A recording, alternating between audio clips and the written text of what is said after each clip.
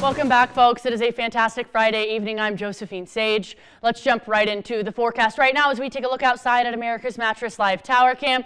We've got some eerie looking skies, and especially as the storm moves further east, some of those higher elevation areas could be getting up to 3/4 of an inch of rain. Now here in the Grand Valley, in just about the next half hour, we could expect maybe a flash shower, really less than 10 minutes of rainfall.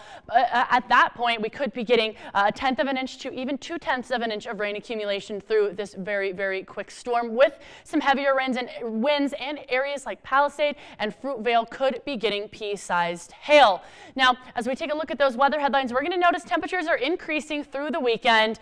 We're expecting sunshine through the weekend as a high-pressure system centers right on over Colorado, and it is going to be the last of those warmer temperatures in those mid-80s for the summer before that fall equinox happens on September 23rd next Saturday. We'll take a look here as these storms move on further south. Some of those areas like the San Juans could be getting a tad bit of some snowfall, but that high pressure system is starting to move on over north to give us that drying trend for the weekend.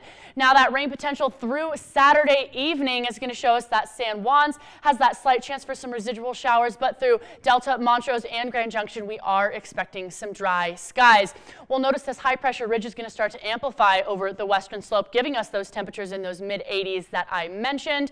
And our total snow cover has increased even from what we were looking at yesterday. Those areas over 14,000 feet, closer to that tree line, over Telluride, over Aspen, and even closer to that Front Range area in those Rocky Mountains, have that snow cover, those slushy mountain passes of just about 2/10 of an inch of that snow accumulation from these past storms in the last 72 hours.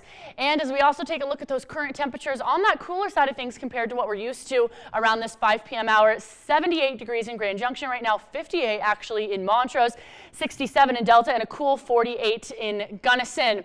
Our almanac will show us that we're a few degrees below those seasonal averages from earlier today. That peak afternoon temperature was 77 compared to that typical 82, that low end of things, 54 instead of that typical 53. But we're going to jump into those 80s for the weekend and push towards that 83, 84, and even 85 degree temperature come Sunday and that early work week into Monday. Tonight, 52 in Grand Junction, 46 in Montrose.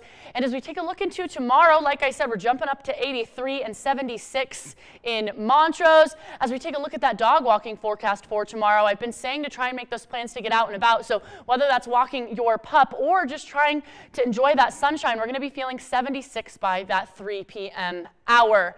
And our pollen forecast hasn't really shifted too much. We're looking at low trees, low grasses, an excessive amount of weed pollen, and some low mold pollen in terms of those irritations hanging on out. That extended forecast is going to show us, like I said, pushing into those mid-80s come Saturday, Sunday, Monday, with those dry skies with lots and lots of that sunshine. In Montrose, of course, is just a few degrees cooler, hanging out in those 70s, but pushing towards that 78-degree range on Sunday and Monday. I mentioned trying to make some plans to get out and about because as that fall season gets closer and closer on September 23rd, those temperatures are going to start to have that drastic decrease closer into the end of the month of September.